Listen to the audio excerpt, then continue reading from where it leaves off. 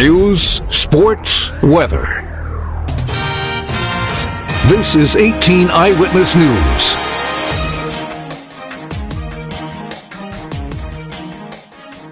Hello, everyone. Thanks for joining us. I'm Fred Dawkins. Here are some of the stories that we're working on. The Mineral Area College Foundation is honoring Leadwood Police Chief Jerry Hicks with a scholarship in his name. Chief Hicks died in the line of duty this past December. MAC's Director of Development, Julia Dill, says the effort to fund the scholarship has just gotten started. So the family and friends of Jerry Hicks are led by his son, Jerry Hicks Jr., and we are working together with the MAC Foundation to work on raising a scholarship fund that we can continue to award scholarships in the years to come in his name and to keep his legacy alive. Jerry Hicks Jr. is a graduate of MAC's Law Enforcement Academy and has worked in law enforcement for 27 years. Julia says Hicks is looking for the characteristics that his father exemplified in the scholarship recipients. He's really looked at the kind of qualities that his dad exhibited, and we're looking for those kind of students to award the scholarship to kind of continue the work that Chief Hicks left behind and continue awarding scholarships to the type of students that really have that desire to go out and impact their communities, to protect and serve the way that he did.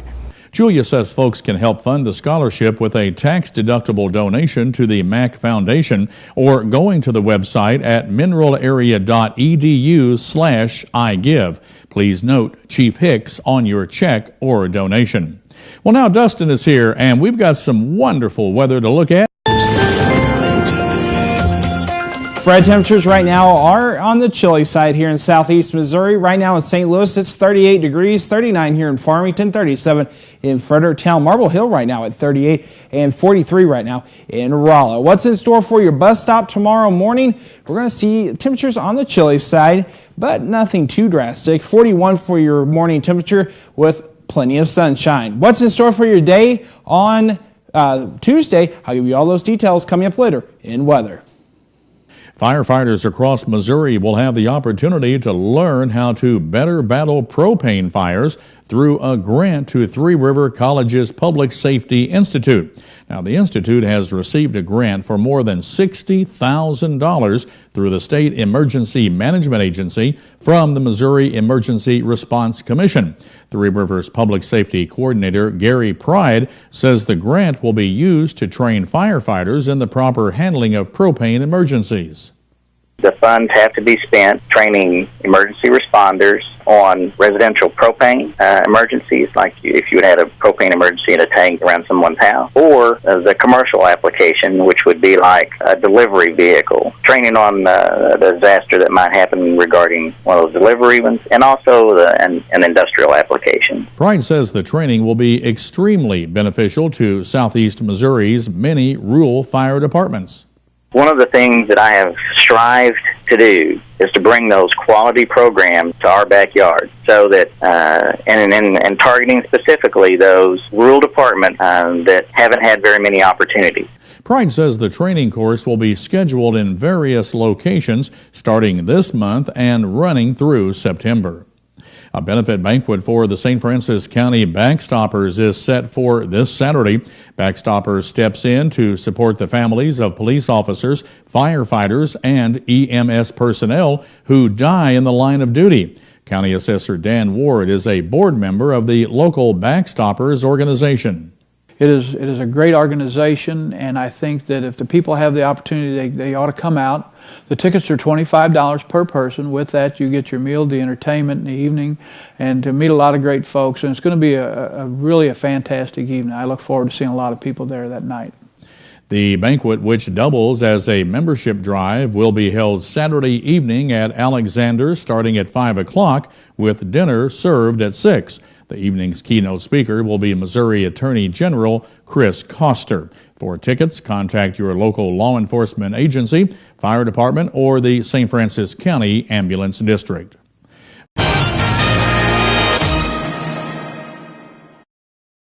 The state fire marshal is investigating the cause of a house fire in the 500 block of Oak Street in Farmington early Monday morning. Fire Chief Todd Meese says the house was almost one-third engulfed in flames when the department arrived. We were dispatched to a residential structure fire just before 4 a.m. this morning. On our arrival, found a one-story ranch-style house, approximately 30% involved with flames through the roof. Chief Meese says firefighters had the blaze under control in just about 20 minutes. First responders treated the homeowner on the scene for smoke inhalation. At the moment, the cause of the fire is listed as undetermined. Drivers in northern St. Francis County can look for construction along Route 67 this spring and summer that will ultimately make it easier to get on and get off the highway.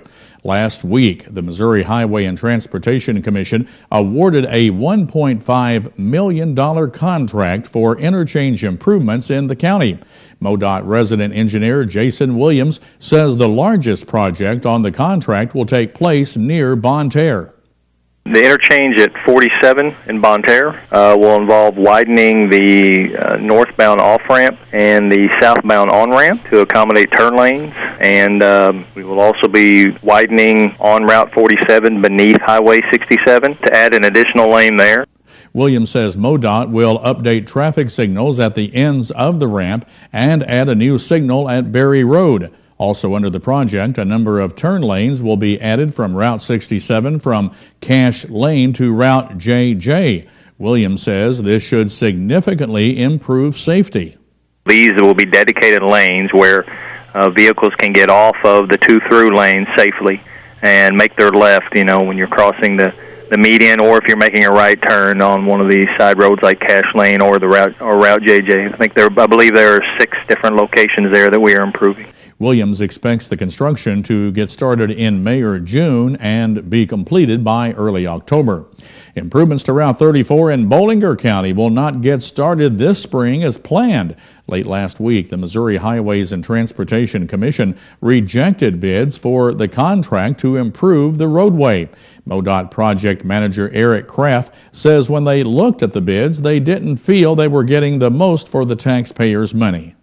We reviewed those bids and just felt like, just wouldn't be a good value for the taxpayer right now to award that without going back and revisiting the contract and seeing if there's some things we can do to maybe bring those prices down, stretch our dollars as far as we can. The planned project includes grading and paving from west of County Road 500 to east of Route ZZ near Marble Hill, and from west of Route ZZ to east of Route 51 near Marble Hill. Project also included the installation of a box culvert. Kraft says MoDOT is still committed to that project. We are in the process right now of basically looking at changes to the contract and also a new schedule for the contract. But we are committed to the job. We're going to get that project built, and we're going to try to do it as quickly as we can. Kraft says once the new plan and timetable are determined, the project will once again go out for bid. Well, still to come on 18 Eyewitness News, the remarkable story of a young boy who has successfully undergone a bloodless heart transplant. Don Arnold tells us how doctors did it and why they think it should be more common. That's next in today's Your Health segment. But right now, Dustin Kopp is in the Storm Tracker Center. He's making a last check of our forecast, which looks right now to be a good one. That's coming up next on 18 Eyewitness News.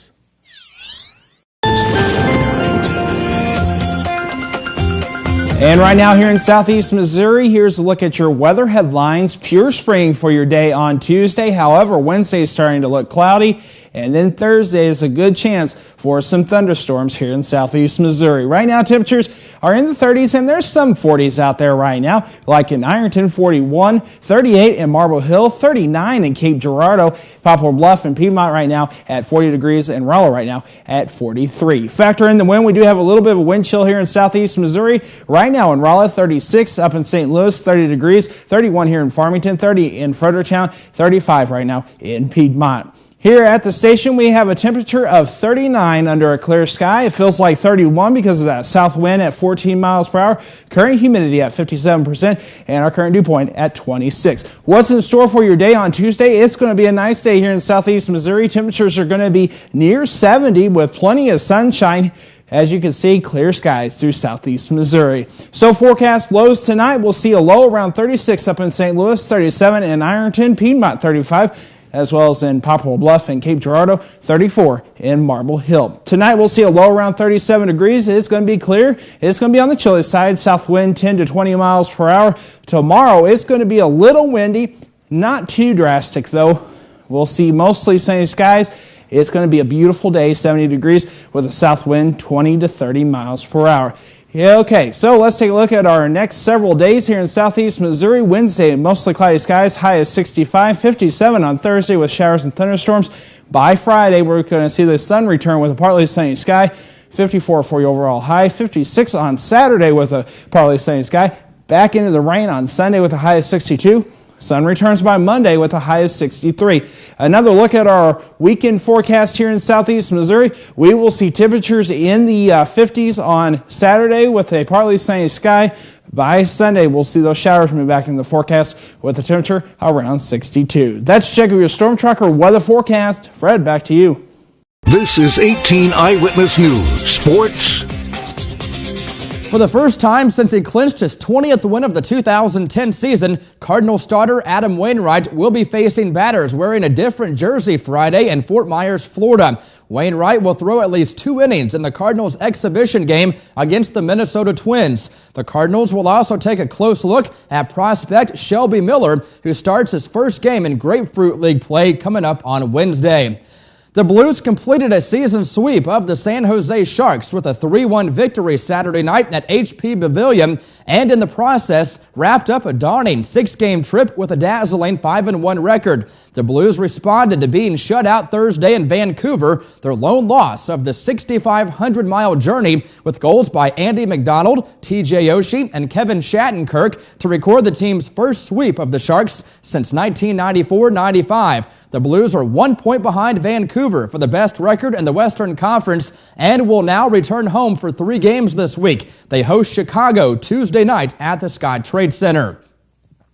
After Saturday's game, Mizzou coach Frank Haith did not accept the notion that his 7th-ranked Tigers had taken Texas Tech lightly, but he did not refute the point, saying the team played too casual. Mizzou played close with Texas Tech, leading just 32-30 early in the second half before raining down 12 second-half three-pointers to crush the Red Raiders 81-59. The Tigers improved to 27-4, a school record for regular season wins, and 14-4 in Big 12 play. Mizzou, the 2nd seed in the Big 12 tournament, now waits until Thursday evening at 6 o'clock to play the winner of Wednesday's game between Oklahoma State and Texas Tech.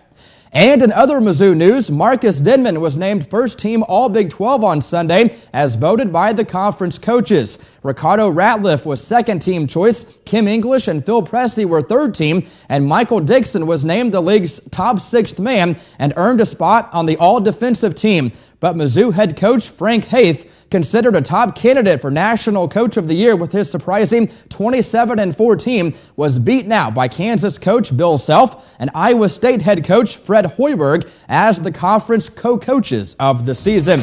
And that's a look at sports. We'll be back with today's Your Life segment right after this on 18 Eyewitness News.